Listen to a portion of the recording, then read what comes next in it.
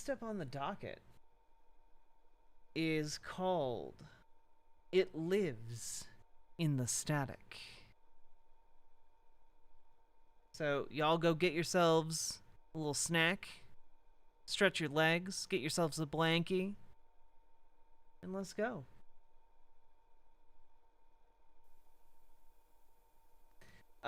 Also, just as an FYI, again to catch you all up, the Vintage 8 horrors, analog horror series are all interconnected, and basically the premise of the universe seems to be everything religious, everything spiritual, everything conspiratorial, everything scientific is real. You know, the lizard people, they're real. Entity from the end of time trying to come backwards to end all current life, real. God, real. Angels, real. Demons, real. Like, all the things, real. Olympians, real. Supercomputers that are sentient and control our day-to-day lives, real. So this one's just called It Lives in the Static. Don't know what it's about, but we're about to find out.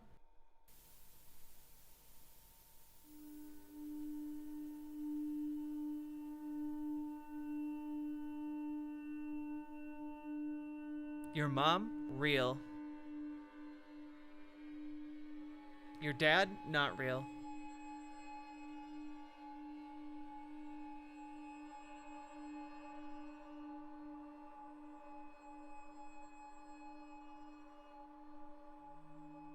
Last year, I purchased a small single-dwelling home in Natalbany, Louisiana. The place was a good buy. It only needed a decent cleaning and a few repairs. I had hoped to turn it into a nice rental for a college student.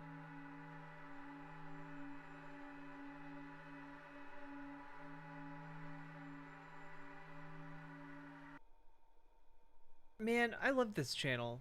Like, this is the same chessboard from A New Home for Mr. Barrington, you know? This is cool. I like it. I like the little touches.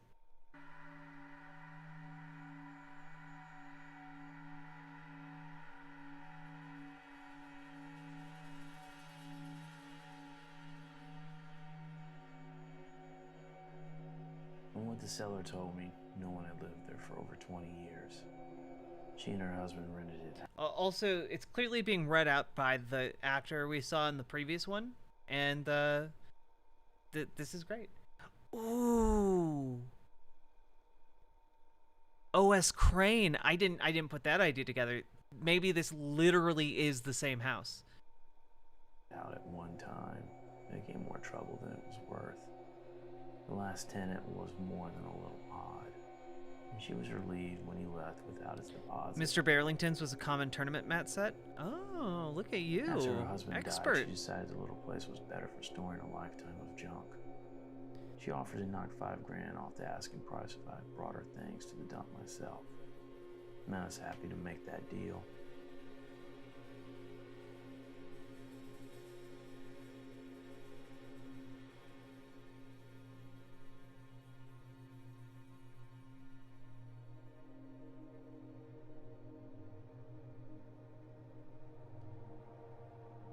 Most of what I found wasn't particularly interesting. Smelly couches, worn down furniture, and rotten towels. I did find some old baseball cards and comic books my kid might like. But the most curious thing was in an old beat up red suitcase. The writing in these is really good too.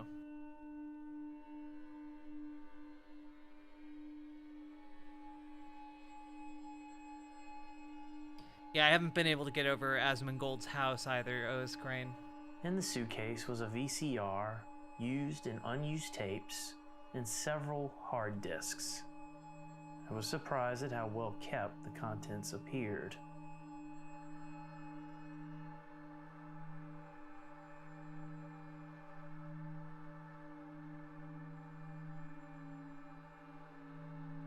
Real quick, I just wanna say I'm really glad that we have HDMI cables now. Dealing with yellow, white, red cable that from the VGA era was a nightmare.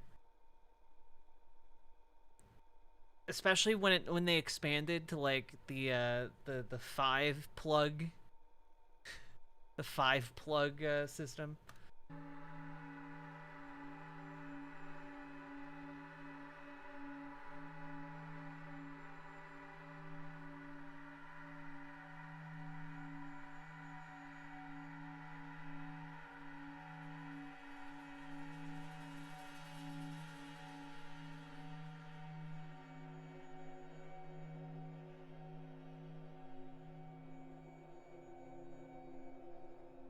Boot disk. If I knew then what I know now, I would have tossed all of it into the trash. But curiosity got the better of me. A buddy of mine who's good with computers got the files off the hard disks. Most of them were just old Word 97 files. Thankfully, I can delete them. I just can't forget them.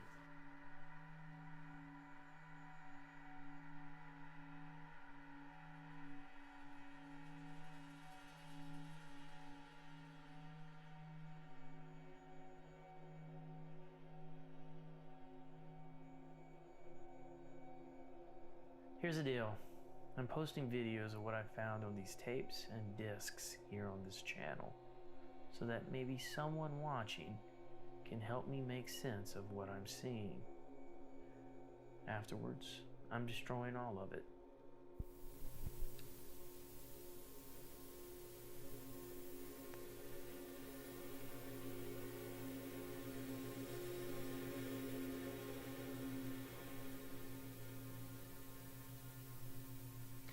Ooh, Entrama, congrats on the fancy new keyboard. From what I can tell, Randall was keeping a record of what he was experiencing. The numbers on the hard disks matched the numbers on the VHS tapes.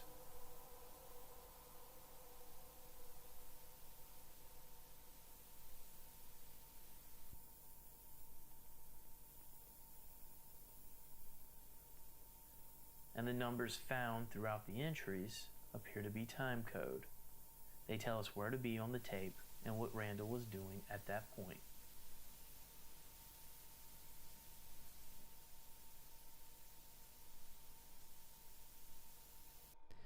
My questionable claim to sanity started 2 weeks ago. I was watching TV and it went out.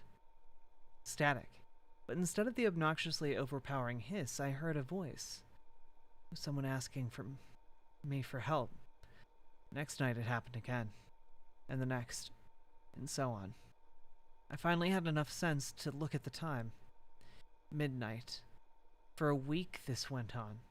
I asked the landlord about it. She really didn't have a clue. So I decided the best thing to do was to record it. When things got weird. If you go to this point on the tape, you find what I'm talking about. You can hear it. That strange voice. Inhuman, maybe. Fake. False. Wrong.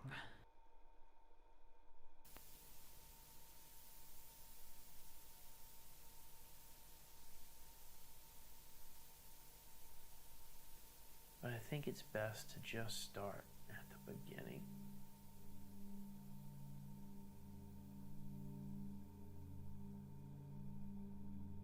I've been stuck in this house for a little less than 3 months. Actually, I have to go to the bathroom. I'll be right back. I've been stuck in this house for a little less than 3 months. This place feels so cramped. It's almost suffocating. It's a prison. Who am I kidding? It's worse than a prison. I pay to live here. I hate this place almost as much as I hate my life.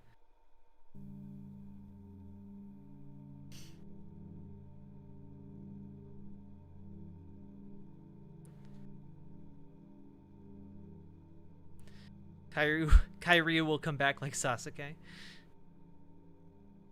I don't know why I volunteered to move out. We had a guest bedroom. I could have slept there until the divorce was final. Stupid. I don't know why I had to be all noble. Crystal was the one who cheated. My back hurts too. Catch is killing me. I tried to sleep in the bedroom, but I always feel like someone's watching me, glaring at me from the shadows, like I'm reliving all the worst parts of being a kid.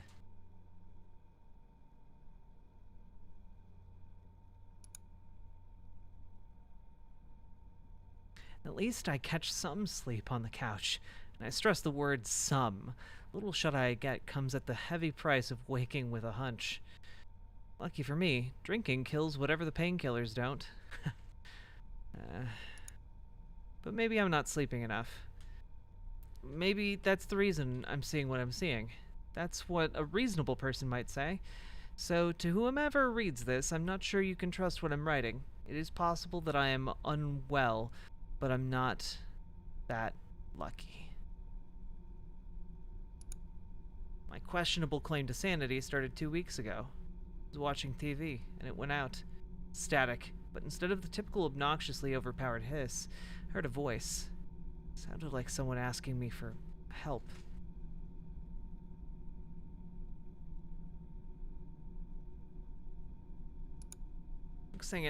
Next night it happened again. And then next, and so on. I finally had enough sense to look at the time. Midnight. For a week this went on. I asked the landlord about it, and she didn't really have a clue, so I decided the best thing to do was to record it. That's when things finally got weird. 1 hour, 3 minutes, 27 seconds. Go to that point on the tape, you'll find what I'm talking about. You can hear it. That strange voice. Inhuman, maybe. Fake. False. Wrong.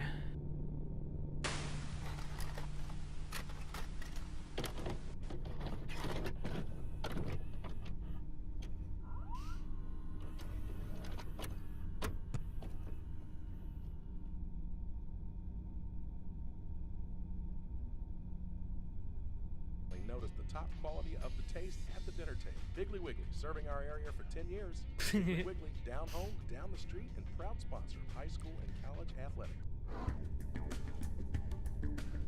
Dress up, Thanks, fix B. up, and power up your automobile or motorcycle, old or new, at Wheels & Company. We offer the highest quality products in the constantly changing accessory aftermarket. Wheels & Company is your source for Euro taillights, graphics, audio, nitrous, exhaust, raising or lowering your car or truck, everything for interior and exterior. Wheels & Company. Enjoy life as well as the ride.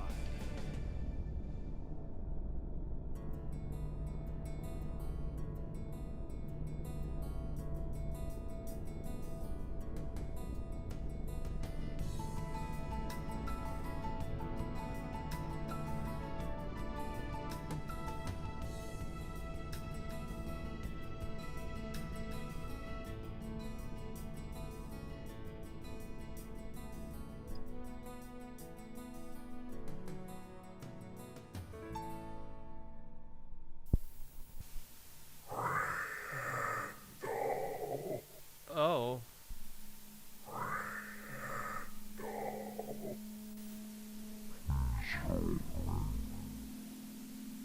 Talk to me.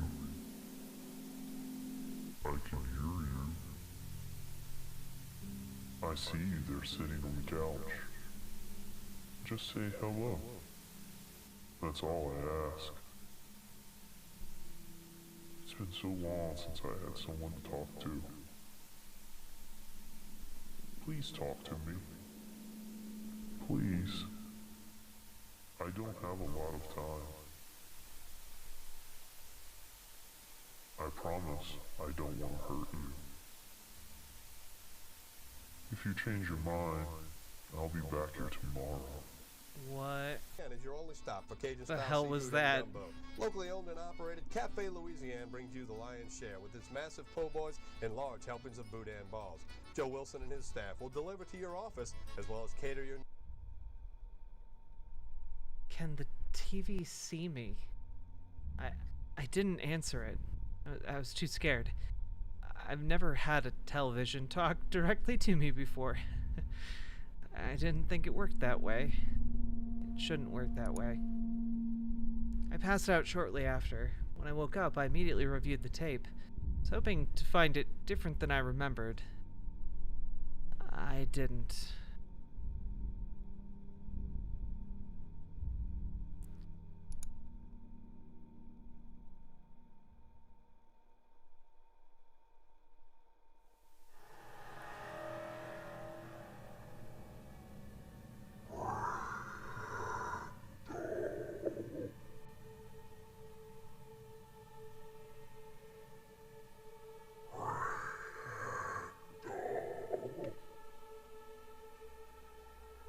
Please help me. Please. I think it can see me.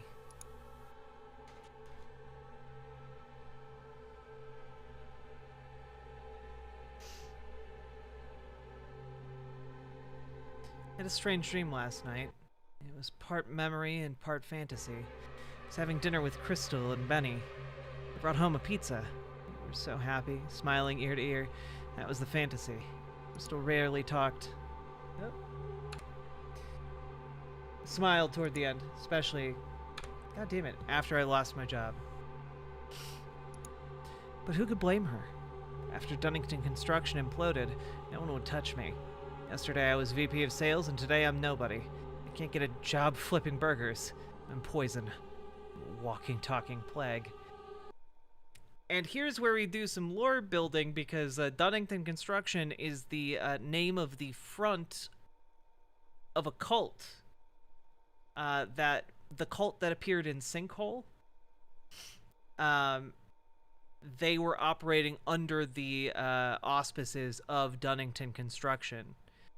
And that, like, the death of their upper leadership in that incident led to the implosion of Dunnington Construction. So this could be related.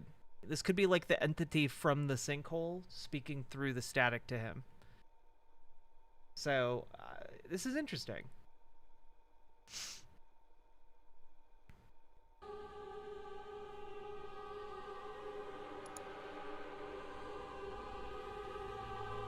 Now all I have is time, and no one to talk to. My entire world is the dusty old couch. I'd love to talk to someone about the man on the TV. Maybe if someone would listen, I wouldn't hear it. I'm almost out of money. As disappointing as this place is, I'll be on the street in 2 to 3 months tops.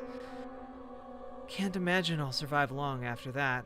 I guess it's been fun. Yeah, we'll go with fun. I really need to get it together. 2 hours, 14 minutes.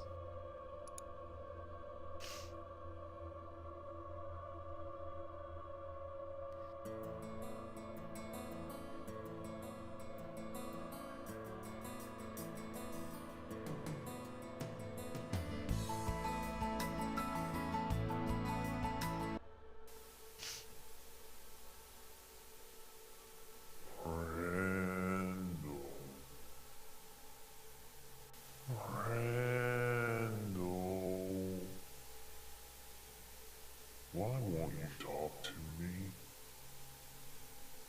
You don't think I'm real, do you? I can help you if you let me. I'll tell you what. I'll help you. And then maybe you can help me. You need money, right?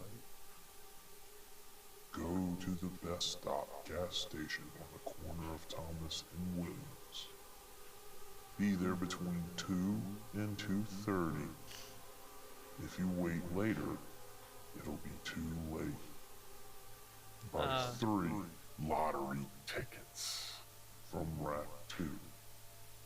Next, go to the Quick Stop on Oak Street for 4 p.m. 4:05 will be too late.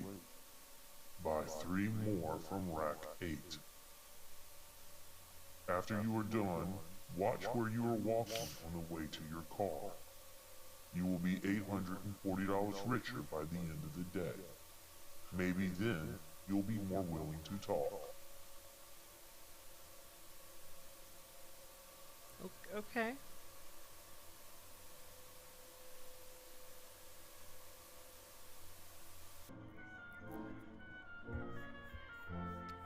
And so this is also in Kate's Crossing.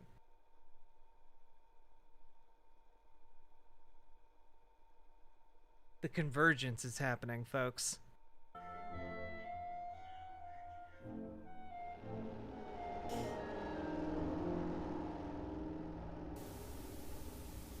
Thanks, Lottery Ghost. I parked in front of the Best Stop gas station at 1:50. Sat in the car watching the time. Can't lie, I was embarrassed. Was I going to listen to the damn television? Good God. Is this my life now? Tick tock, tick tock. I must have sat in the car for 30 minutes. Probably looked like I was gonna rob the damn place. Surprised no one called the cops. Someone probably should have.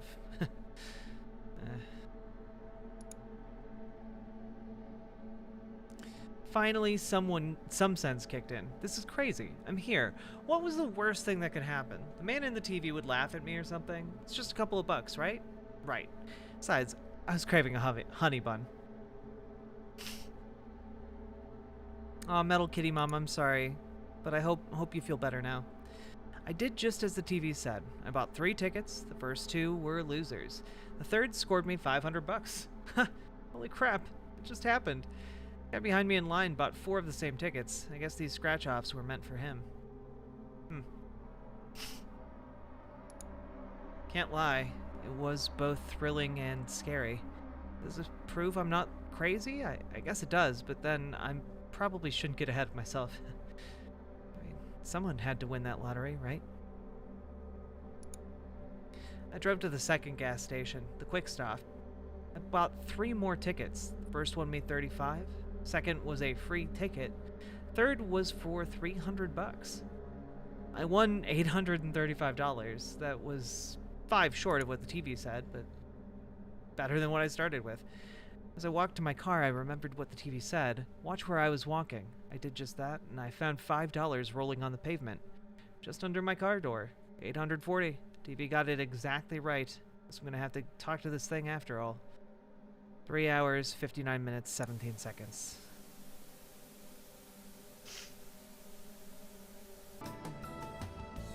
I'm glad you can cry. It really genuinely does help.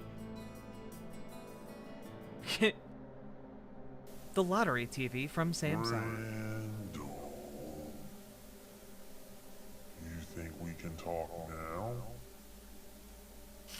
Come on, Randall.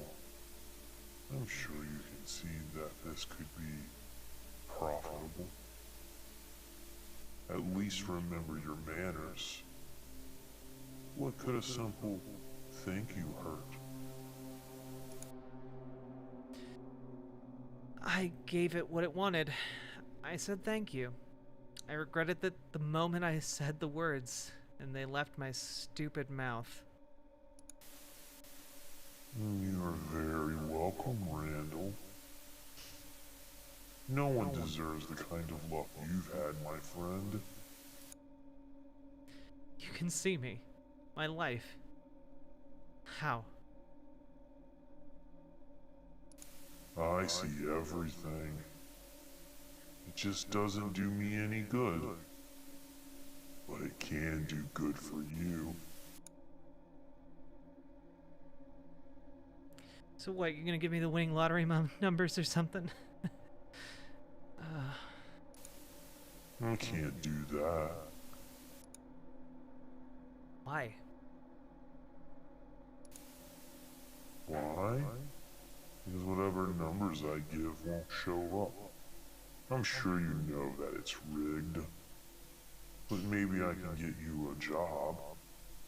Make your life the way it should be.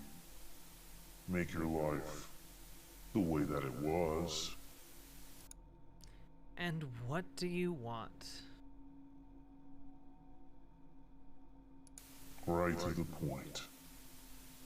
I like that. What do I want, Randall? I want food.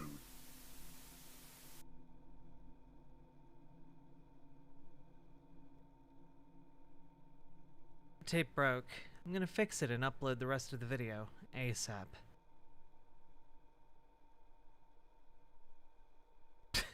$845 is enough to throw out the haunted demon TV and buy a better new TV. Still have the same, still have some left over. Took a little finesse, but I managed to fix the tape.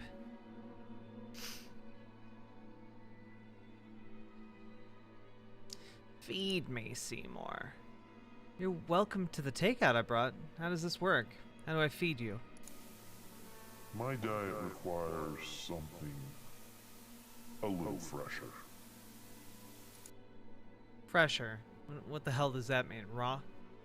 No. I mean still breathing. So what? You want some kind of animal or something? Is that what you want? Animals work in a pinch. But I need something more evolved. Not sure what you want from me. Be direct.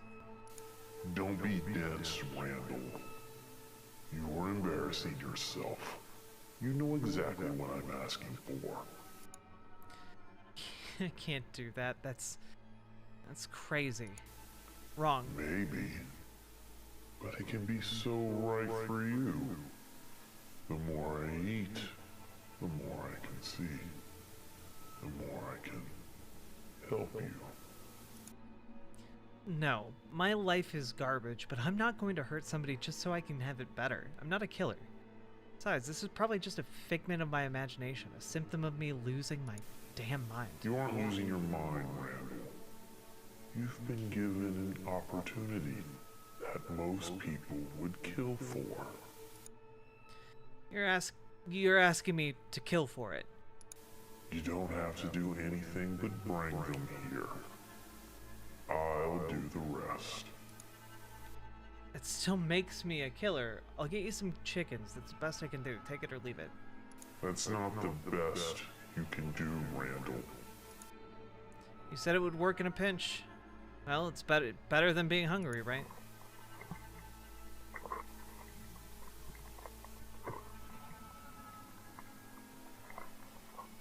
Fine, Randall.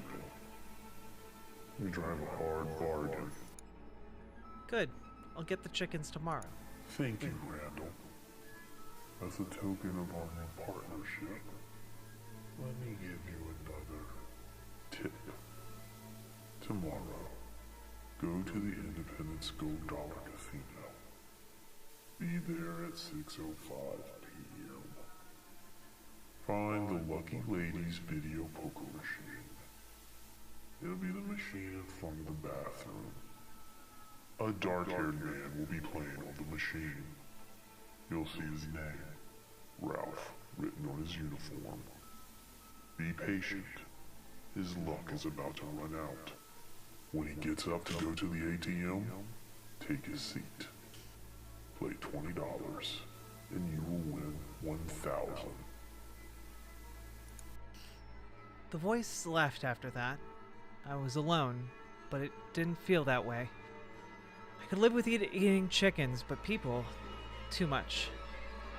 We did some questionable crap at Dunnington Construction, but I never killed anybody. I woke up late. My cell phone was ringing. It was Benny. Damn, I miss Benny. I answered, and we talked for what seemed like a minute. He said he missed me and wanted to know when I was coming home.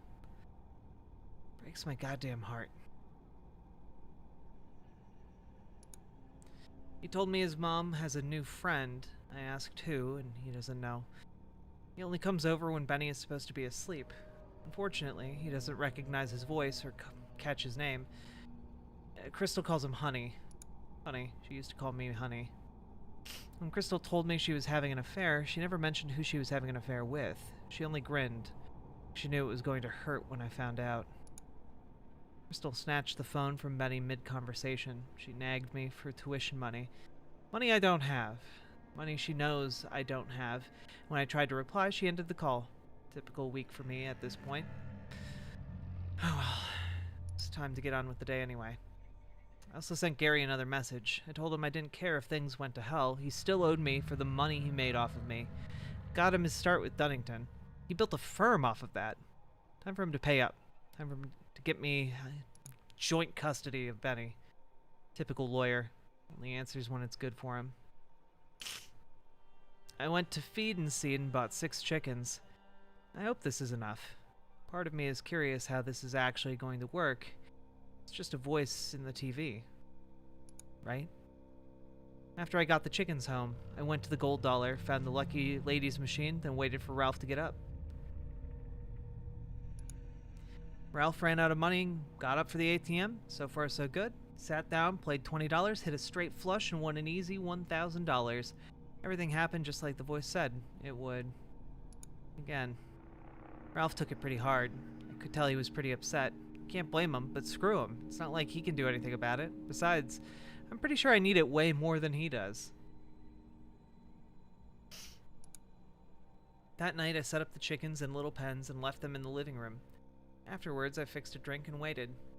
At midnight, the voice came back. 10 hours, 24 minutes, 29 seconds.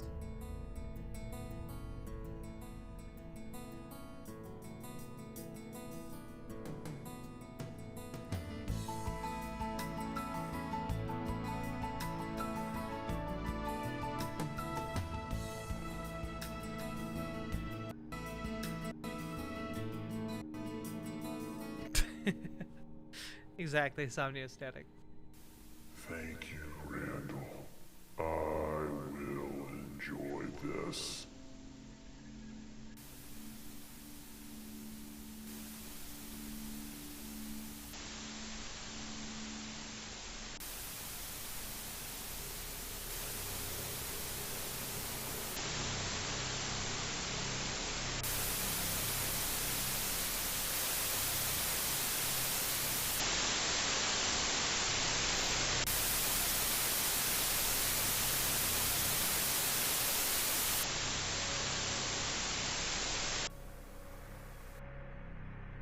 Wow, I didn't like that. The television glowed unnaturally bright. The static appeared to spill out of the television and into the room. I backed into the kitchen. I knew better not to touch whatever that was. Then almost suddenly it receded. The pens remained, but the chickens were gone.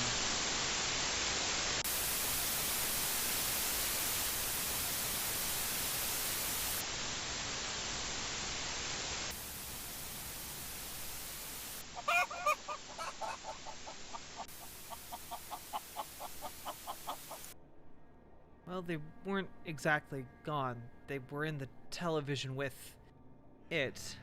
I knew what was going to happen next. I just didn't know how it was going to happen.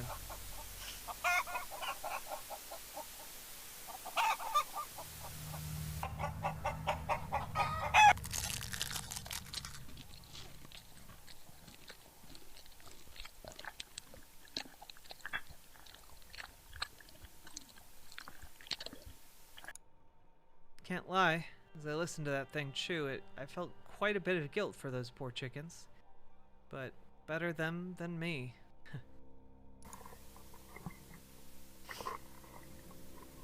Thank you, Randall. Can you bring me more tomorrow? A sensible person would have gotten off this crazy train. Fortunately for me, I am not a sensible man. I agreed to bring up more chickens, but not before asking the most obvious question in the world. What the hell are you? Doesn't matter, Randall. Well, it mattered to the chickens. It definitely matters if you plan on chewing on me at some point. Fair enough, Randall. Fair enough. You're safe. I promise. New TV, who dis? I wouldn't take anything from you unless you gave it to me willingly. I'm just a simple thing, really. I want what I can't have. The thing that I no longer have. That thing we all take for granted until it's taken from us. Life. And when you're dead, Randall, nothing tastes sweeter.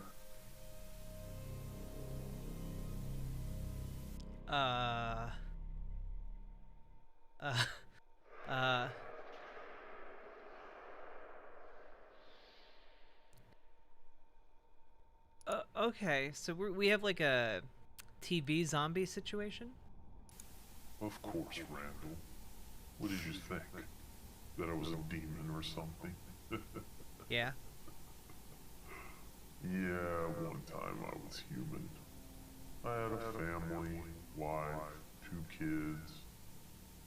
I even had this great job at the bank. President of Kate's Crossing Bank and Loan. Oh. That seems like another person at this point. I was a big deal in Kate's Crossing. John D. Bankston. I was a big shot. I had the best cars, the best house, and the best neighborhood. Wait, I'm sorry. Your name was John D. Bankston, and you went on to get a job at a bank? Come on, dude. Also, just real quick, was this...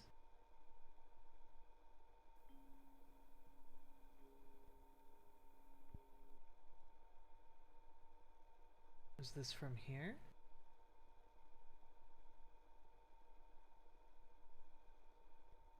Does this relate to the children under the house? Show transcript. Ah, there we go. Oh shit. His name was John Bank. We never found out what John did for a living in this video. But he was busy all the time.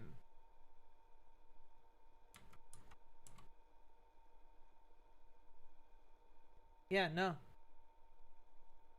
Nah. Oh, butts. Okay. This is very dangerous for Randall. I belong. What was Children Under the House? Children Under the House was about like kind of a I See Dead People situation. And the dead people took the dead, essentially. And his name was John, presumably Bankston. It was in Kate's Crossing. So yeah, we're having different stories kind of converge here, and now I'm deeply worried with where this is going. One of the best clubs and was a member of the town's most important charities. I was on track to be mayor one day. I even married the girl everyone wanted. It was perfect. Or at least I thought so. What I didn't know was that my wife had another life. Drugs, gambling debts. Cheating on me with the neighbor. I would have never known if his wife hadn't told me. Seems she stumbled onto them fooling around. Okay, maybe this isn't the same John, because that didn't happen in Children Under the House. She decided to leave him, and thought I should know who I was living with. Of course, I didn't believe it at first. In those days, people weren't all so connected. It was easier to hide our dirty deeds. So I hired someone to poke around my life. Everything I was scared to be true was true. Truer than the made-up life in my head. It was like I didn't know this person Amber. at all. I confronted her, and she didn't even deny it. She told me I was a fool, and I got what I deserved. Turns Hey, out Sweet my Mitts. perfect life was a perfect lie. And everyone in town knew. They just laughed behind my back. I was humiliated. I wasn't a big shot. I was a big joke. So I took what I thought was the easy way out. I ate a bullet, Brandon. And I've been paying for it ever since. So this is what death is like? It's different for everyone. But I'll tell you this. How we die is way more important than how we lived. Life is short. Death is much longer. Matters more. How are you able to see the future? Death gives you insight into the future, into things you can't change. Only the living can do that. Why are you helping me? Because you can help me, and you remind me of myself. Maybe together we can use each other and make this unfair world a little fairer. At least for you and me. How does that sound, Randall? Can we sacrifice a few chickens for a small chance at happiness? For a chance to win? Don't you want to see your son again? Stop hiding behind painkillers and alcohol? And this thing with Crystal. I see how it is. She wins. No judge will give you joint custody of your son. You're a disgrace. But I can change that. We don't have to let her win. We don't have to let her do to you what happened to me. So what do you say, Randall? Yo, the TV's just a homie. Wants to make sure Randall doesn't get cucked. Okay. You know, he wants Randall to only engage in cucking if it's consensual. Can we be friends? As long as we stick to chickens, then fine. I guess we can be friends. That's really wonderful, Randall. It's been too long since either one of us had a friend. And now for my part. Tomorrow, at 8:34 p.m., go back to the casino in Independence. Bring $5 with you. Play the machine to the right of the one you played today. You'll win $600. Yo, these casinos are gonna go after him. Once again, I was alone. I know this is a bad idea. I can't trust this thing, but I need the money. Why Gary won't call me back? He knows I'm broke. Oh, if he won't take me on as a client, a little money will at least help me get a halfway decent lawyer. Can't let Benny down. Done that enough. I was ready to lay down and die, but here's an opportunity to win. To win against Crystal, to get a piece of my life back. That voice is right about that, at least. How can I say no to that? If it gets out of hand, I can always quit. But until then, it's just a few chickens.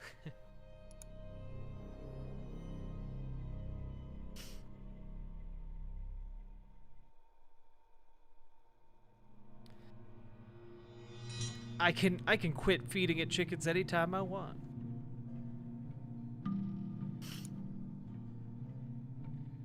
I stopped by the library to check out the Voices story. Everything checked out, every detail. I should feel better about dealing with this thing, but I don't. The scary part is that it probably knows I'm trying to catch it in a lie. Makes me wonder, me being here, is that part of its plan? Same routine, bought the chickens, went back to the casino, did exactly as instructed, won $600. Can't lie, I could get used to this. Pretty weird he's not asking questions about the afterlife. I noticed Ralph watching me from the ATM. He looked pretty mad, and looks could kill, I'd probably be a dead man. Just like I said the other day, screw him, I need it more. I tried Gary again, no reply. I even told him I solved my money problems. Still nothing. So I tried to get him at work. Apparently Gary's barely in the office these days. Assistant gave me the runaround for a big case or something. Whatever. Just like yesterday, left the chickens in the pens and waited. Most people buy these things to lay eggs or keep as pets. I'm feeding mine through my TV. Nope, still sounds crazy, doesn't it? 1702.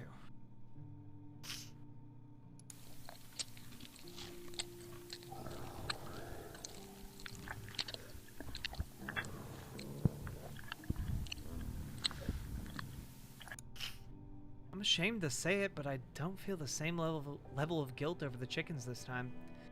Free money does that to a guy, I guess.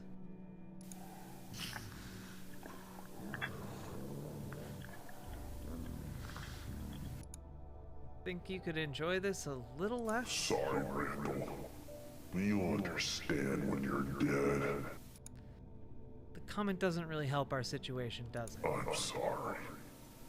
That wasn't a threat. I meant that literally.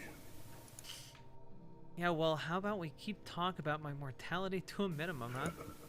Of course. You were the boss.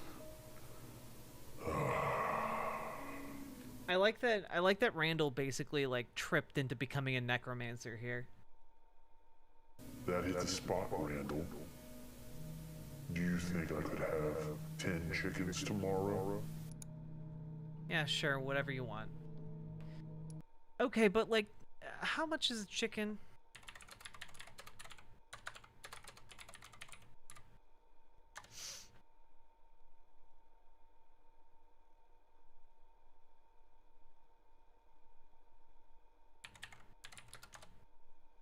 How much is a live chicken? Adult hens are about $25 to $50 per hen. That's like a $250 to $500 purchase. TV. You gonna be like forking over the DoorDash fees for that? Good. I like that. Tomorrow, same casino, 5 p.m. Ring $10. Play the machine by the entrance. You'll win 500. But don't leave. We'll have a waffle next door. I hear they're delicious. Go back around 7:30. Play the machine next to the ATM. Put in a 20, and you'll win another 1,000. See you tomorrow, Randall. Okay, yeah, at some point, casino security is gonna come out and, like, ban him from the casino.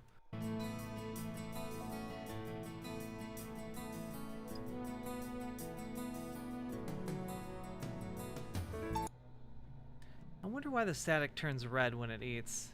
I have my ideas, and I'm probably right. I'd rather not ask and just assume. Yuck. Weird. Never would have thought dying would make someone so bloodthirsty. I mean, I could get used to this. It'll be hard on the chickens, but free money is an easy thing to get used to. Probably a little too easy to get used to. I can't fall into that trap. I need a plan. A good plan, for once. First things first, get back on my feet, clean up, find a steady job, get joint custody of my kid. Yeah, that's a solid plan, right? That's a plan I can stick to. For Benny. Yeah, for Benny.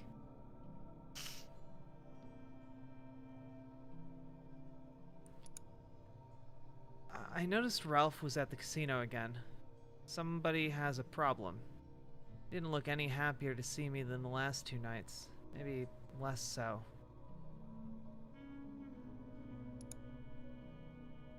I imagine he's probably tired of seeing me leave a winner while he hangs around the ATM like a loser. Been there. It sucks. But it could be worse. He could be one of the chickens. Huh. After I hit the first time, I saw Ralph march for the door. Hard to see someone on a winning streak when you're in a slump. It's crappy, but it made me chuckle more than it should have. Oh, he's gonna be feeding Ralph to the TV. Just as promised, I left a two-time winner. The waffle was as good as the voice said, too. Might go back this weekend. Poured myself something from the top shelf tonight. Why not, right? My luck has definitely changed. Time to enjoy myself for once.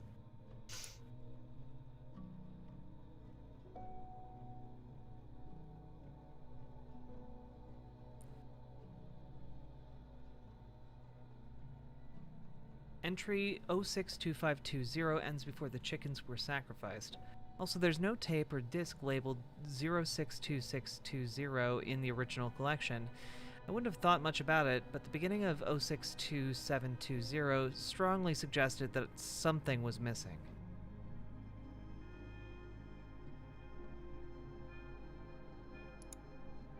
I'm a murderer. I mean, it was self-defense, but I helped kill that man. And now I have to do it again. But maybe it's lying. Can I take that chance with my own kid? Of course I can't. I won't. And it knows that. I couldn't keep that tape or floppy in the house. I buried them. I had to. The static turned red when it ate the chickens, but it was different when it had a human. Regardless, it felt like having someone's remains in the house. It didn't feel right, so I had to bury it. That was the least I could do. To whomever reads this, if you want to know what happened, go to the 4th column on the south side of the house. I buried the tape and floppy under 2 feet of dirt.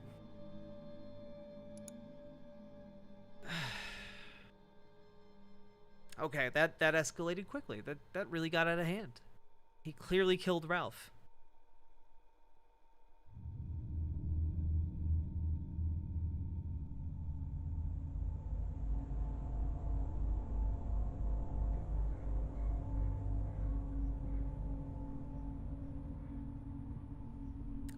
Human, otherwise known as Long Pig.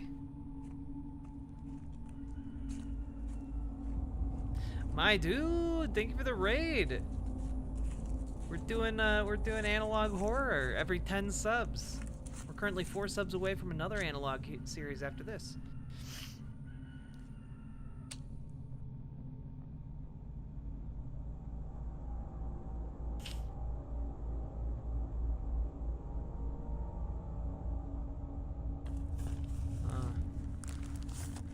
Welcome, Raiders. With you guys, we have about 200 people watching right now. That's pretty cool. I found 2 tapes and a floppy. The tapes and floppy were exactly where Randall had said they'd be. Didn't take long to notice that they were different than the others. Very different. The tape smelled like a dead body. I cleaned them up as best I could. Honestly, I was surprised the tapes still played.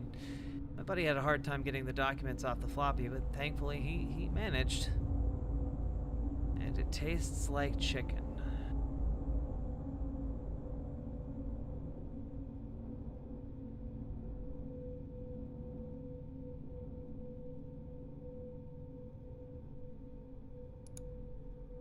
Poor chickens. They're just hanging around like tomorrow's gonna be just like it was today. They don't know that in a few short hours they'll be gone. But I guess that's life. None of us really know when the end is coming. Oh shit, guys, it's staticky as hell. Except apparently the dead know when death is coming. Ironic.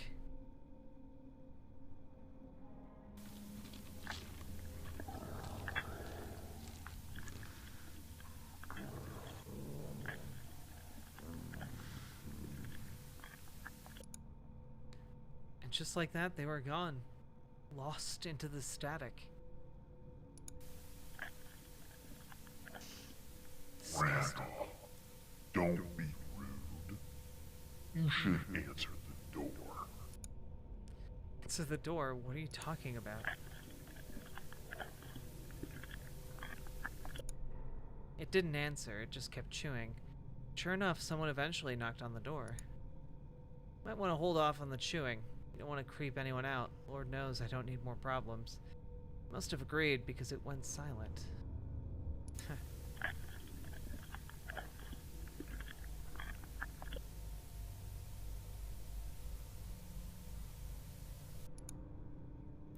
I glanced out the window, saw a beat-up old truck. What the hell? I first thought that was someone had the wrong address or something. I opened the door, and I was surprised to see Randall staring back. He threw a punch, cracked me right in the jaw. I hate to say it, but I dropped like a sack of potatoes. He pulled a gun, then pointed it right between my eyes, and Ralph called me a cheater, demanded every penny I won at the casino. I didn't answer fast enough. He took the back of the gun, hit me across the right arm. That hurt worse than the punch to my face. Once again, he demanded the money. I pointed to my wallet on the kitchen table. He quickly emptied my winnings into his pocket. He leaned over, placed the gun against my jaw. Ralph wanted to know how I was picking the winning machines. I should have said something else. I did something else, but I didn't. I pointed toward the TV. I'm such a coward. He walked toward the television, greedy to find whatever he thought I was pointing towards, and Ralph was careful, though. He kept his gun on me. Ralph asked me what I was pointing at, only I didn't get a chance to answer him. At me, Ralph. I'll never forget Ralph's face as he said, "Did the TV just say my name?" It was the last thing he said before the red static flooded the room.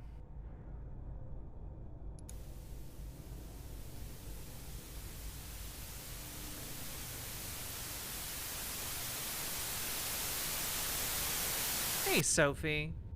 When the static retreated back into the TV, all that was left of him was the gun and the money. Thanks, I guess.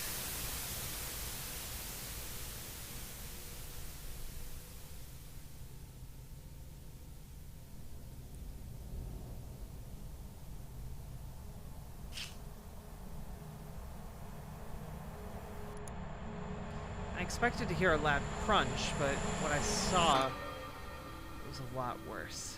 What's going on? What the heck just happened to me?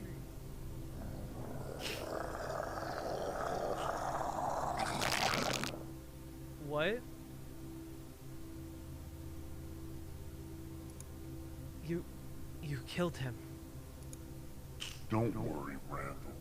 He's not quite dead. But he's not exactly alive either. He's a part of me now. His soul is trapped in me. It gives me power. Can you let him go? One day. But not today. Someone is gonna come looking for him. They're gonna find his truck, arrest me. Then how are you gonna get fed? Did you think of that? Tonight, 2:40 a.m. Bring the car a mile up the road. You'll come to Hilltop Road on your right. It's a dirt road. Take it. At the end of it, you'll find a lake. Drive to the side near a small tree. That is the deep side of the lake. No one will find the truck for 68 years. Then walk back. Make sure you're off the road at 3 a.m., 3:28 a.m., and 4:05 a.m. Maybe That's Spitfire? when someone driving might notice you. No one will ever know what happened to poor Ralph. I'm so stupid. You set this up. You could see it. You knew that this would piss him off and he'd come here. I did, Randall. I told you what I needed. Chickens only work in a pinch. If it helps, think of Ralph as another chicken. Because he sure as hell didn't see me coming. I'm done. Did you see that coming? No more chickens, no more anything. I did, and I understand. This isn't for everyone. But you should know, my friend, that Benny is going to die next week. And I'm the only thing that can save him. You're lying. Have I lied yet, Brandon? How? Tell me. If you want to know that, then you're going to have to feed me. But you owe me for the sacrifice. I told you how to dispose of the car. We're even. Not feeding you another person. Suit yourself. Think about it. I'm not going anywhere. Am I?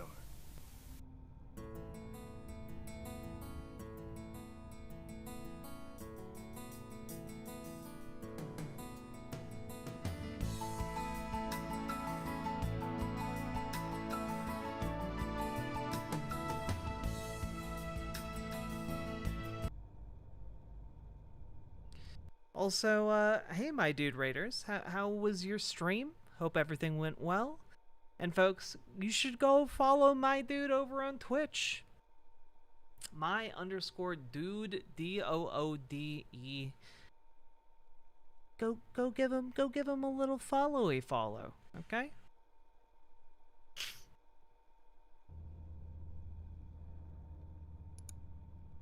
At 2:40 a.m., I did as instructed. I disposed of the car and walked back. I ducked into the drainage dishes at the appropriate times, and by 5:25 a.m., I was back on my couch like nothing ever happened, just exhausted. I had the most vivid nightmare. Well, more of a recollection, really. I was in my old office, living like a king of the world, and then I got a phone call. The phone call. The phone call that ruined my life, the phone call that ruined all of our lives at Dunnington Construction. It was Gary. He heard the news before I did. An accident happened at Kate's Crossing High.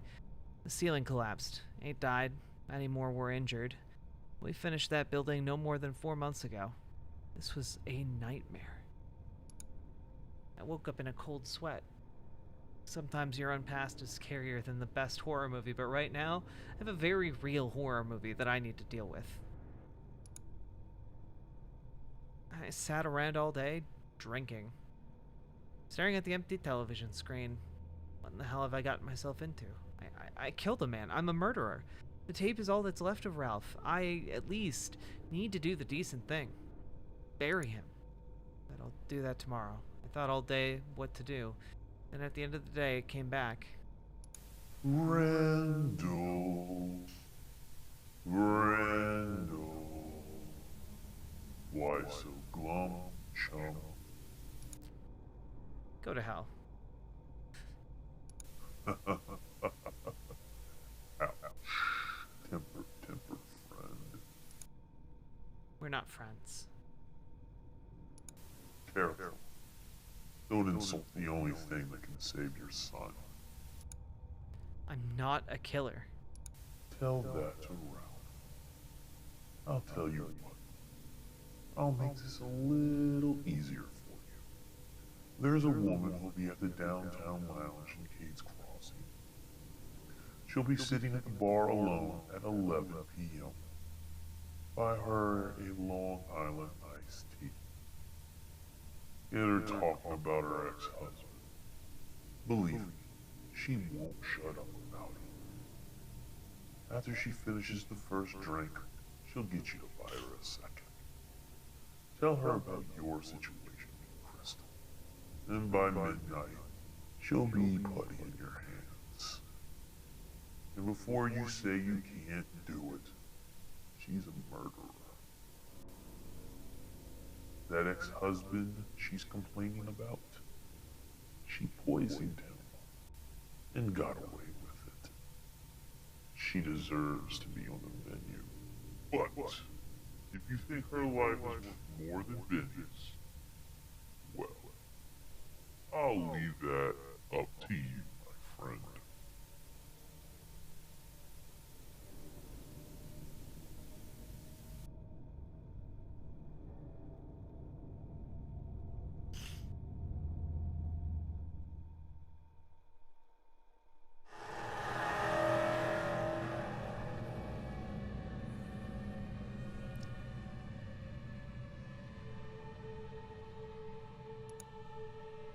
I'm a murderer. I mean, it was self-defense, but I helped kill that man, and now I have to do it again. But maybe it's lying. Can I take that chance with my kid? Of course I can't. I won't. And it knows that. Worst of all, it's probably seen how all of this turns out. So what do? The only thing I can, I suppose. It said she's a murderer, and I guess that's gonna have to be good enough. I've failed my son too many times. At least this way I can sacrifice what's left of my soul for him. He deserves at least that much. I'm gonna feed this woman to this creature. God help me, I hope she really does deserve it. I actually went and did a few errands today. Just my luck I ran into Mike Singer. I tolerate pretending we were friends when I was with Dunnington, when I needed him. But now I wanted to avoid him at all costs. Sure enough, he found me, like some annoying bug drawn to a flashlight. Give me that $2 fake smile women can't seem to get enough of. Can't lie, quite a charming person if you don't hate his guts. You can tell I wanted to avoid him, and that pissed him off. He made sure to tell me he was the reason I'm not in prison. I thanked him and reminded him that favor went 2 ways. We kept each other out of prison because that's what we all did at Dunnington. We saved ourselves. It's been a long time since we were worried about building anything. We're a company of rats. One thing you can always count on are rats to save themselves. As I drive toward the downtown lounge, I almost hear myself squeaking. Maybe I should stop for some cheese. So here I am, on the way to save myself. Went to the bar around 11, just like the voice suggested. There she was sitting at the bar, alone. She was pretty, but sad. I found it hard to believe that this woman killed anyone. For a moment, I thought about going home, begged the voice to tell me what was going to happen to my son. But I know that if it isn't fed, it isn't going to help me. So what do? Well, like it said, it's my son or her. I guess that the choice was already made. I've approached a few women at the bar when I was younger. It was never easy, and I never had any luck. I always said something stupid, but this was easy. Wendy was her name. She looked like a Wendy. Was funny, sweet, playful. My gut told me she was a decent person, but my gut has always had garbage instincts. I did as the voice suggested, and within an hour we were headed back to my home. Heading back to it. Talked about old movies and the good old days, the whole ride back. Surprised she didn't notice how nervous I was. My palms were so damn sweaty I felt like I was oozing through my shirt. God, I had to look suspicious. I was a predator now. What happened at Kate's Crossing High, I could always explain that away, lie to myself, just like Ralph. I'd still feel like a decent guy. I just ended up in a bad situation. After tonight, I won't be able to say that ever again. I got 2 miles from my house when I came to a red light. The last red light before we'd be in front of the television. If it would have been green, I probably would have went through with it. Maybe. Something about the way she smiled. It looked innocent. So I turned around. I told her I was starting to feel a little off and took her for some late night coffee. We talked about nothing for a few more hours, and I brought her to my car. To her car. She gave me her number. Then I went home. Unsurprisingly, it was waiting for me. I am very disappointed in you, Randall. I bet you are. You traded a murderer's life for your son's. I hope you can live with that. I think you're lying. That woman wasn't a killer. But you are. But you killed with your actions, your greed. You took money meant for a high school. You paid off Singer. You paid off inspectors. You were part of the wheel that killed those people. You are every bit as nasty as me, my friend. Yeah, I was taking, but there should have been enough to do the job. Those other people, they got too greedy. It's not just on me. I wouldn't have sacrificed the project. Is that what you tell yourself to feel better? I tell you what, Rand. I can get you in touch with any of those parents that lost a child. You tell them what you just told me, and let's see if they agree that you were innocent. If they do, I'll act as your magic 8-ball till the day you die. What do you say? I couldn't say anything. It was right. God, help me. I take It was your right. silence as you agree. No point lying to yourself, Randall. Everything you hate about me are all the qualities you hate. Ooh, an ice cream cone.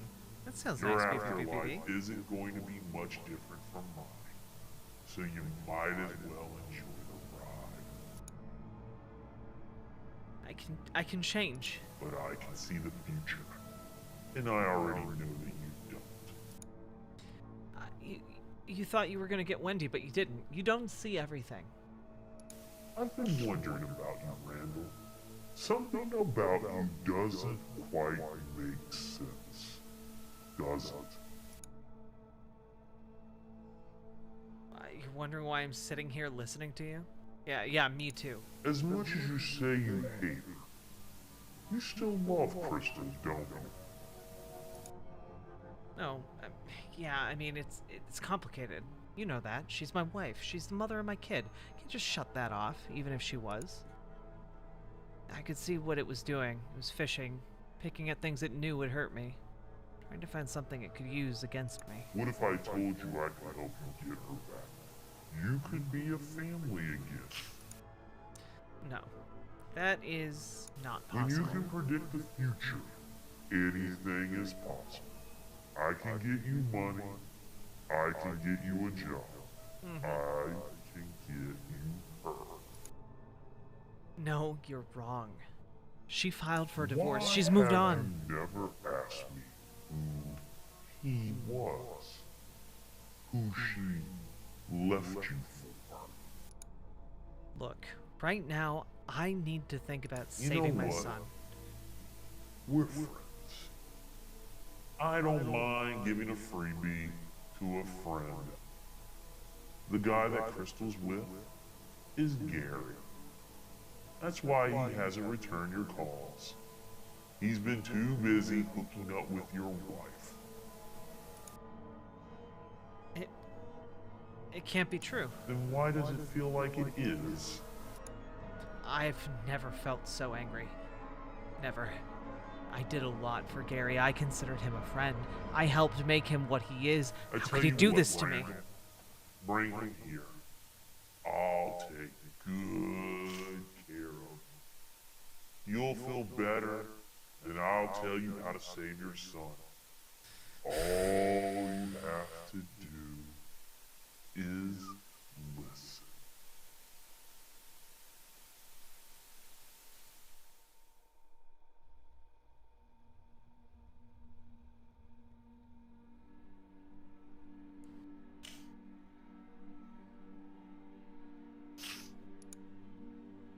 The voice told me an old friend, Andy Matthews from my Dunnington days, was manager at Kate's Crossing Housing and could get me on.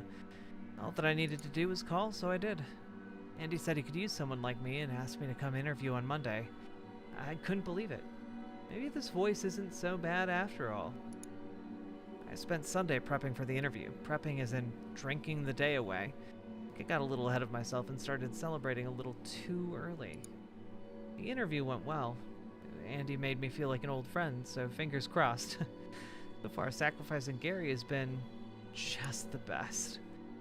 It's been a few days since I've written, but I've had good reasons for that. One, I got the job. Finally have an excuse to get up in the morning. I'm going to be an assistant manager at Kate's Crossing Housing. The money isn't what I was making before everything went to hell. It's a hell of a lot better than nothing. Right now I'm stuck in orientation, but I can see a future here. A decent future. Better than I deserve. Much better. Andy started as my assistant before I got him into sales. Solid guy. Real closer. We made a lot of money together before he finally moved on to CCH. Lucky bastard. Andy got out of Dunnington a few years before everything fell apart. Guess that makes me lucky too. Andy's the head guy here. Didn't care about the stink over my head. He gave me a second chance. But to be fair, if Andy stuck around, he'd have the same stink. Might be even worse for him. He's a little younger. Got more road ahead of him than someone like me. Imagine he realizes that. Made it a little hard to say no. Screw it. I'll take whatever break I can get, even if it's pity. And the reason I'm still trying to figure out how to live with myself. What happened to Ralph was an accident. Gary, on the other hand, sure as hell wasn't. And honestly, it's been a lot easier than I thought it would be. But Gary deserves to be trapped in the static inside that thing. And if anyone cares to know, yeah. I am smiling as I write this. I know it's wrong, God help me. I know it's very wrong. But it feels so damn satisfying. Regardless, Gary has no one to blame but himself. If it wasn't for me, Gary would have been a 2-bit lawyer handling elder law on the poor side of Kate's Crossing. I gave him a shot at the big time. Me. Hell, I taught him how to think like a winner. I showed him how to make money. It's one thing to ignore me. You don't take another man's woman. You never do that. He broke the rules. And when you break the rules, you pay the consequences. My consequences. I say good riddance. I'm happy to trade his garbage life for my son's. In my book, that's a win. That's a win everyone can agree on. Wondering about Gary's final moments, check near the west side of the tree. One near the drainage ditch. That's where I left him. Unceremoniously forgotten. Mr. Baker stopped by to pick up his rent money. Seemed a little put off by me digging a hole on his property. Thankfully, he didn't really ask too many questions, because let's be honest, I don't have too many to give.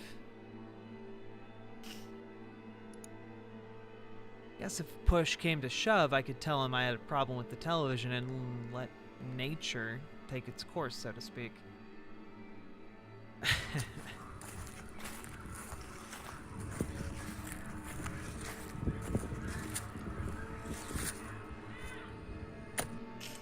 Once again, the tape and floppy were exactly where Randall said they'd be.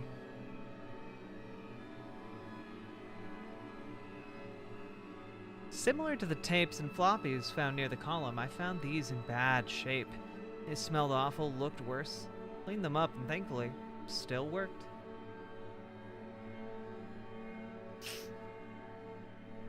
Is he gonna turn into like some sort of weird crime fighter? The voice made it easy. Told me to call Gary and leave a simple message. A message that Gary couldn't resist returning. I told Gary I couldn't live with the guilt of what we did at Dunnington, that I was gonna confess, call the police, tell them about how we stole hundreds of thousands of dollars.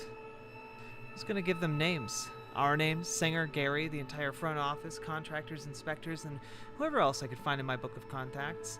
I even planned to walk them through how we got our subcontractors to take the blame, step by crooked step. Basically, I was gonna throw away everything he worked so hard to cover up. Hey, Stan. Wouldn't you know it, he called me back in less than 10 minutes. The record, I think. He pleaded with me, begged me. It was embarrassing. For him. I quite enjoyed it, but I convinced him my mind was made up. I told him to get his affairs in order because we were both going up in the river. That's when, That's when he said those magic words. Where are you? Don't do anything until we've had a chance to meet face to face. Took a lot not to burst into laughter.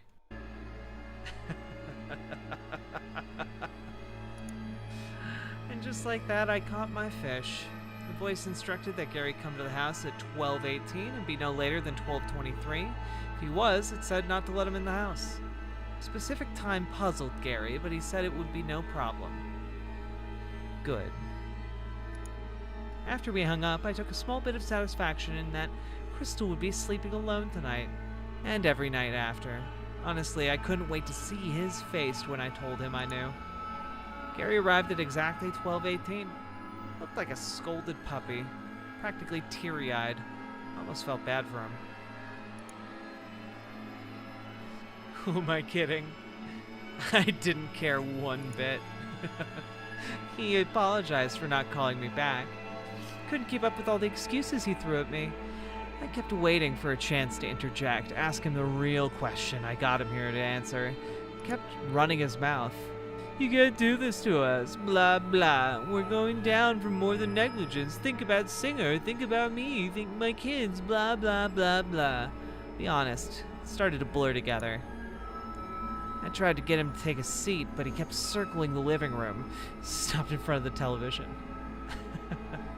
I knew I needed to shut him up before the static gobbled him up. Then finally, his mouth shut long enough for me to get a word out. Told him I wasn't going to the police. He instantly let out a sigh of relief. Then this is about the divorce, he asked. I could see he was relieved, but I could see the concern, the guilt. Smiled at him. Look, he said, I don't think it's wise to associate with anyone from Dunnington. The optics just don't look good for my firm, and representing you just isn't the image I want right now. Sorry. I told him to cut the crap. I told him I knew about him and Crystal, but before he could answer, the voice got greedy. I honestly couldn't tell what caught him off guard more, my question or the voice.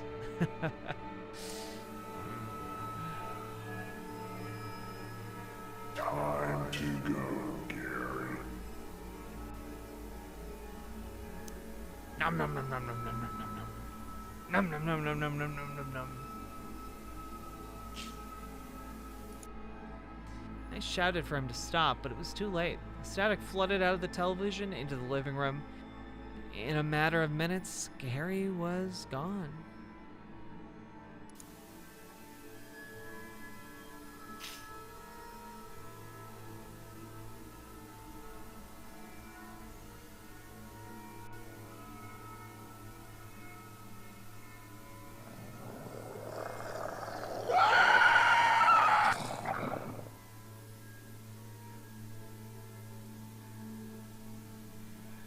Terrifying.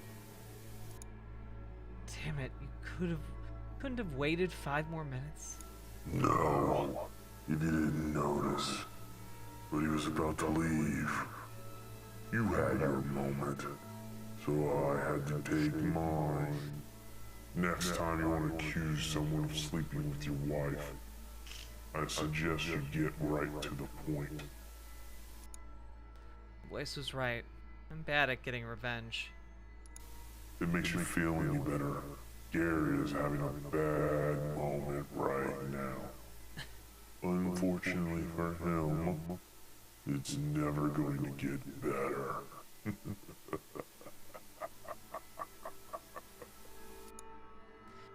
I hope whoever reads this doesn't think less of me, but I laughed at that one too. So, what about my son? July 14th. Crystal will drop Benny off at his daycare. When she picks him up at the end of the day, she will take Thomas Street home. A young man too busy talking on his phone won't be paying attention. It will run right into your wife's car, killing only Benny. Check him out early, go to a movie, and he will be safe. Might I suggest Chicken Run? I thanked the voice and was about to leave the living room. You know, Randall, I'm in such a good mood. I don't mind giving you a freebie. How would you like a job?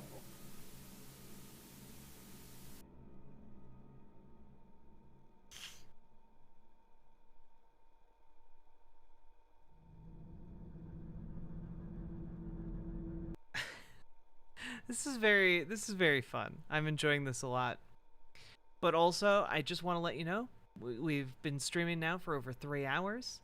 Consider hitting the follow button on Twitch, hit the subscribe button on YouTube, like the YouTube stream, and consider dropping subs or donos. We have 4 donos or subs, subs or their dono equivalent, until we get to our next analog horror segment. And however many you guys reach today will carry over into tomorrow. I'm just letting you know because we have about like 20 minutes left of this, and I am very, very tired. So when this is over, I'm probably going to go to bed.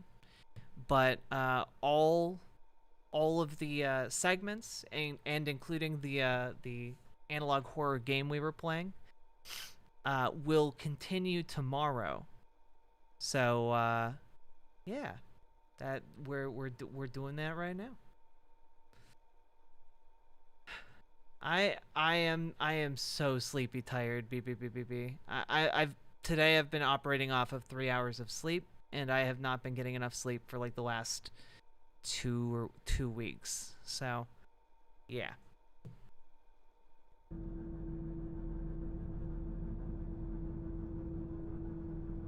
So yeah, we're 4 subs away from our next one, if you want to bank them up. Today's the day I'm going to save my son. I'm sure I'm going to catch hell from Crystal, but it'll be worth it. Besides, it'll be good for us to catch up. Andy called me before I left, which surprised me. Didn't seem too bothered I was taking a personal day. But he didn't want to chat about work. He wanted to talk about Gary. He was a big-time lawyer, has been missing for a few days, and no one knew a thing. Like he'd disappeared. Imagine that. I feigned concern, but really I was recollecting about how I disposed of Gary's car in much the same way I made Ralph's truck disappear. Honestly, most of the conversation went in one ear and out the other. I just didn't care. I know exactly where poor Gary is. In fact, a lot of people disappear in Kate's Crossing. It's one of those things you get used to if you're going to call this place home. About to get off the phone, but he mentioned something that stopped me cold. And he said that Gary was the second person he knew to disappear recently. Again, in the Crossing, it's not really that special. When he asked me if I knew Ralph Gonzalez, well, that hit a little too close to home. It had to be a coincidence. It had to be. There have to be thousands of people named Ralph in Kate's Crossing. And he explained to me that Ralph was a sub for Kate's Crossing Housing, but before that he worked for Dunnington Construction, and wouldn't you know, he was part of the food chain, the one I sat on the top of. This Ralph and my Ralph can't be the same person, though. It can't be. But what if it is? I'll have to ask the voice about this later, after I save my son.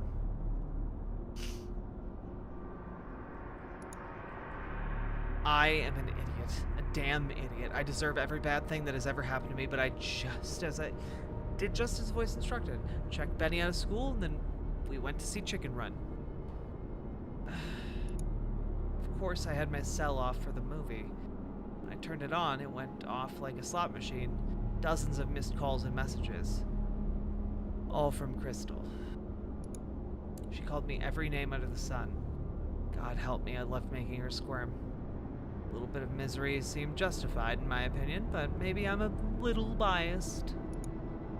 Took Benny to the Burger Shack. While we waited for our food, I called her. She was furious. I let her scream and holler. The madder she got, the bigger my smile got. When she finally cooled off enough to let me get a word in, I dropped my bombshell. Told her I heard Gary was missing. She immediately replied with, "Who?" I, of course, was not falling for that bit of theatrics. I insisted she had to remember Gary from Dunnington Construction.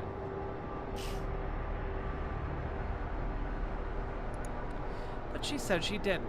Now I was getting angry. Again, I took the voice's advice. I stopped beating around the bush, so to speak. I told her I knew she was sleeping with Gary. That's when I heard that laugh. That laugh only Crystal could do. I didn't need to hear her say it to know that I was wrong. She wasn't sleeping with Gary. She told me it was Mike Singer. She was right. It did hurt. Before I could say another word, I heard a terrible screech, then nothing. I found out later that Crystal was in an accident. God, sorry. She died on the scene. Nothing hurts a man worse than realizing he let himself be tricked, but why? Man, Randall sucks. Dude, like, this woman he ostensibly still loves dies, and like his first immediate comment is just like, nothing hurts a man worse than realizing he let himself be tricked. Nothing hurts a man worse than listening to the love of his life die.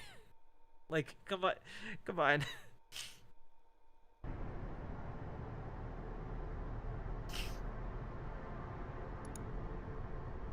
Why would it do this to me? Now I was sure that the Ralph Andy spoke of, was the one in the static. Same person. Definitely needed to have a conversation with the voice and maybe cut our friendship short.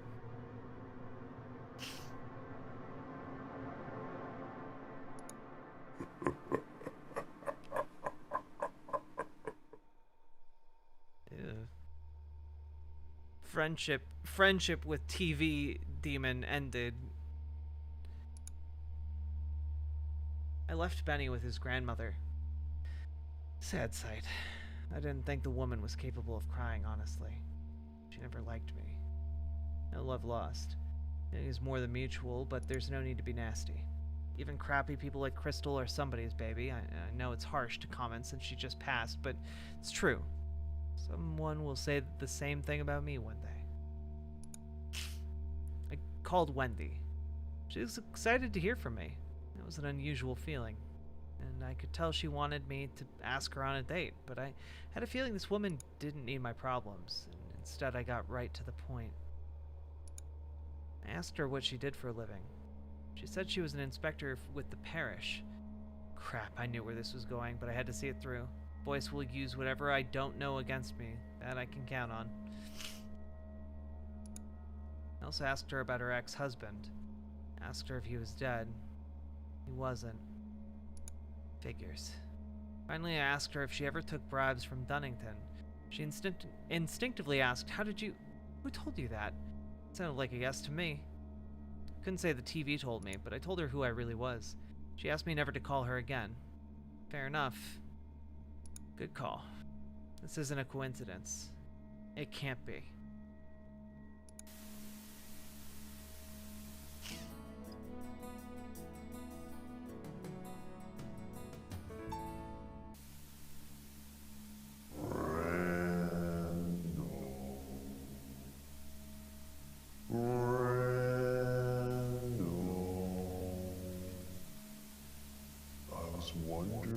Guys, I'm shocked that you can't trust a TV that talks to you like this. Benny was safe.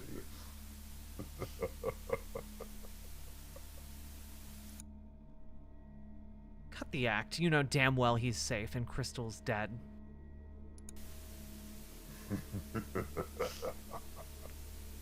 I do. And you're welcome. How dare you say that to me? I thought you were gonna help me get her back. I did say that. But I've looked into every future. It always ends bad for you, Randall. Oh.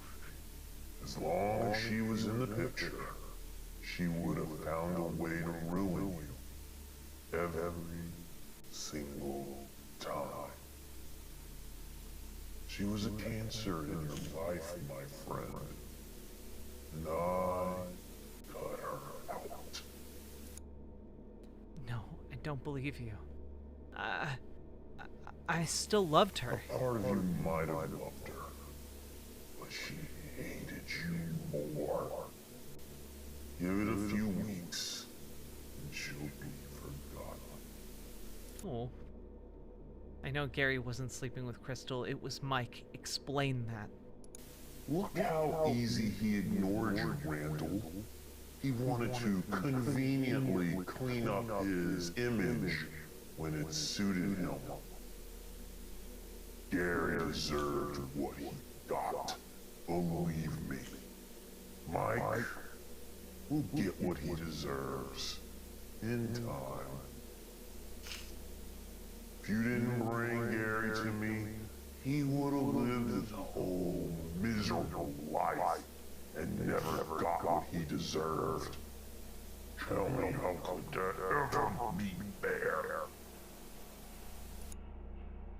And Ralph and Wendy? Why didn't you tell me they were connecting to Dunnington? Maybe it's just a coincidence. Or maybe it was just bad luck, Randall. Think of that. You know I don't believe that. Well, I do. Let me tell you a story about bad luck. About a single dad raising a shy teenage son. A great kid. A beautiful kid with his whole life ahead of him. A kid better than his father would ever be. It had been rough since his mom died. For both of us. There he was, about to graduate, a year away from starting college at CCU.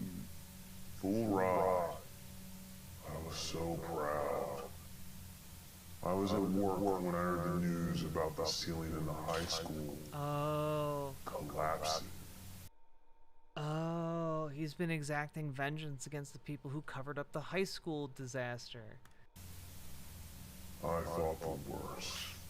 But nothing prepares you for the hopelessness of when the worst is confirmed. How could this happen? How? Who's to blame? Dunnington was to blame. How do you think it feels to see the people responsible get away with murder? What did you get? Fines? Lose your jobs? Yeah, some people went to jail. But you don't have to be dead to know it was all a joke. I pray for answers. I ask for revenge. God or the devil answer. But the eye with many heads did. It said it would give me my revenge. The eye with many heads answered. Oh boy.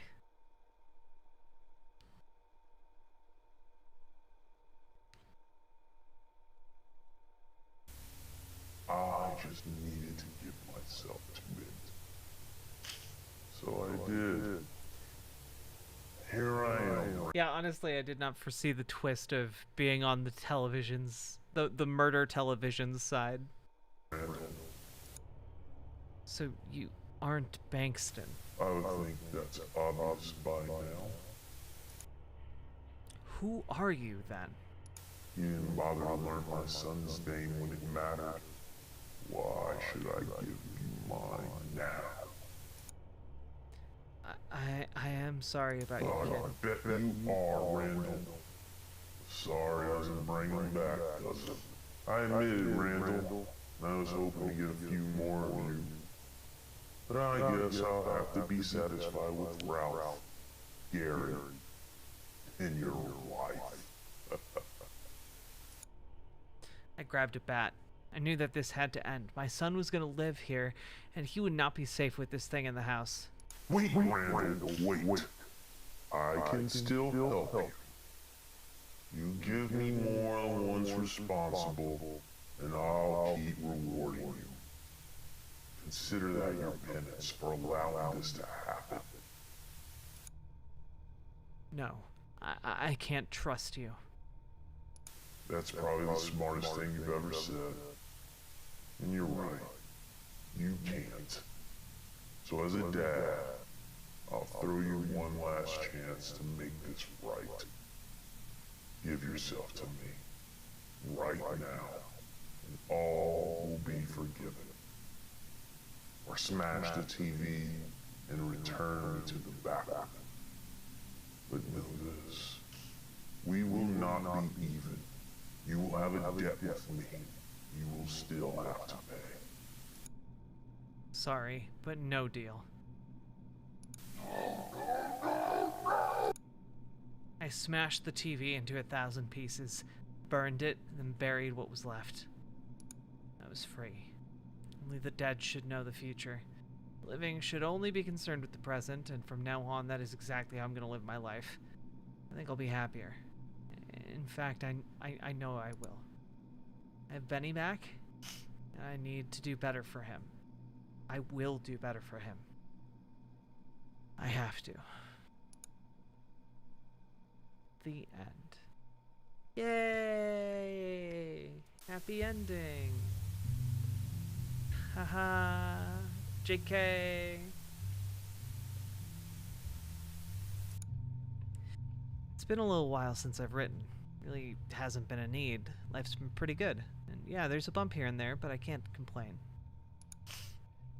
Benny's adjusting as well as expected. I hear him crying some nights for his mom, but it's gotten less and less. I can say whatever I want about Crystal, but she was a good mom. Once the old house sells, I'm going to get us another place. Hopefully by Christmas. We'll have somewhere else. I have too many bad memories in this place. No way we can be comfortable here. I'm thinking somewhere outside of Kate's Crossing. I don't mind commuting a little farther to work. It's taken some convincing, but I got us a new television. Probably wouldn't surprise anyone, but I wasn't too keen on getting a new one. However, Benny usually gets what he wants. Regardless, I'll keep it in my room at night. Better safe than sorry. School shopping. Benny's excited to go to a public school. Good thing because I can't afford private. Maybe if I land that promotion, my situation might change, but I don't think I'm putting in the time with the company. But we'll see, I guess. A month has passed and nothing. I think the voice was attached to the old television, I doubt that thing could keep quiet this long.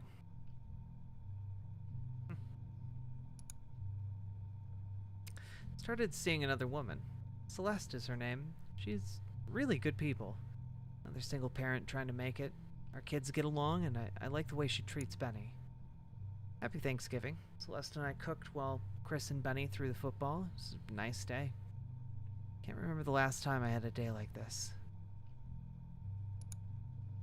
Merry Christmas. The house still hasn't sold, but didn't let that spoil my holiday. Opened presents, ate fried chicken, watched old Christmas movies on our new VHS.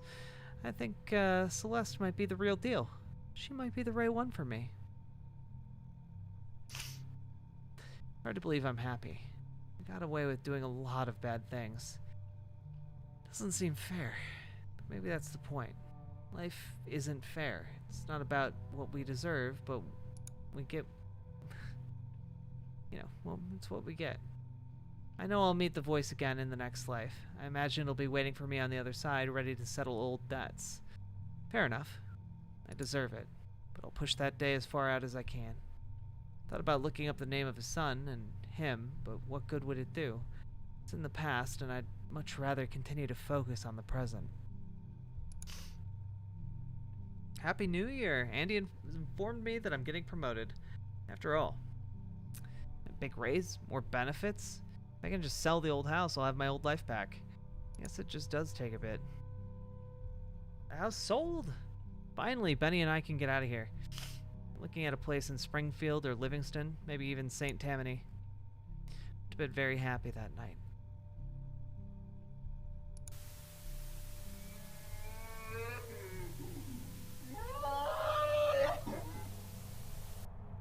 I woke up, and I heard something familiar. Looked at the time. It was midnight. My blood ran cold.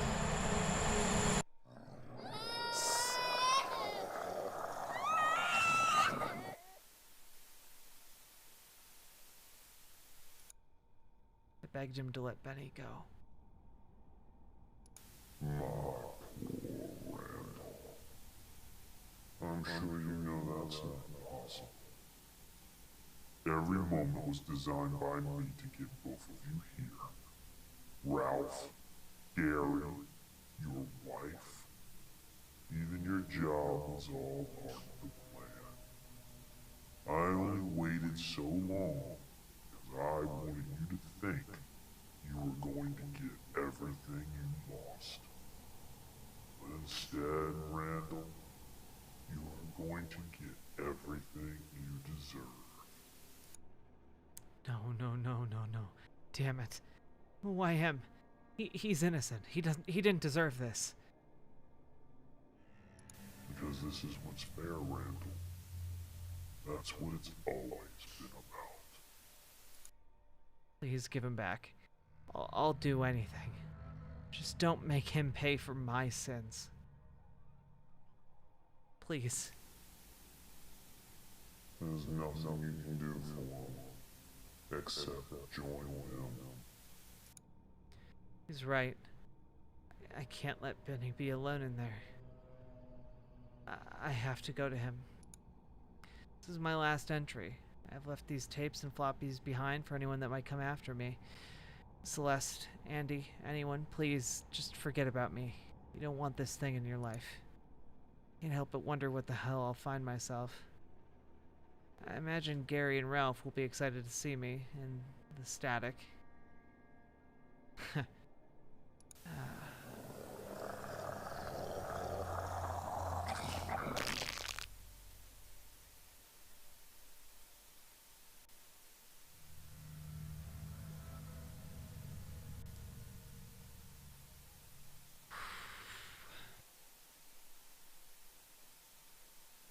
There are no more entries. As far as I can tell, no one came looking for Randall.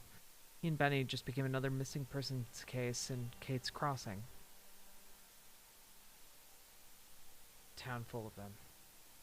Creepy as those entries are, they're not why I urge caution when viewing these videos.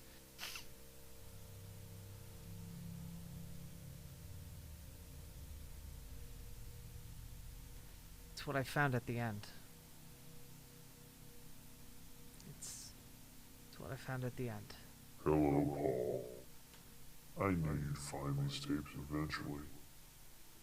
You'll make it possible for others to see. Thank you for that.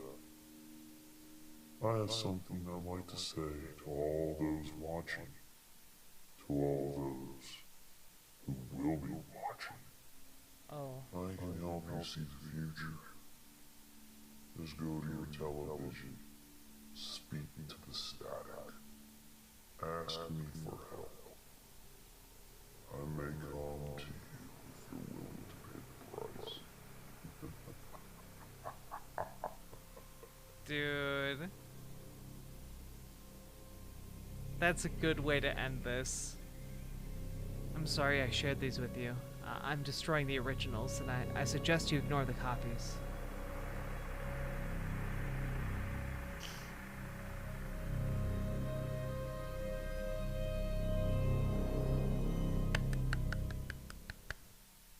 That was so good.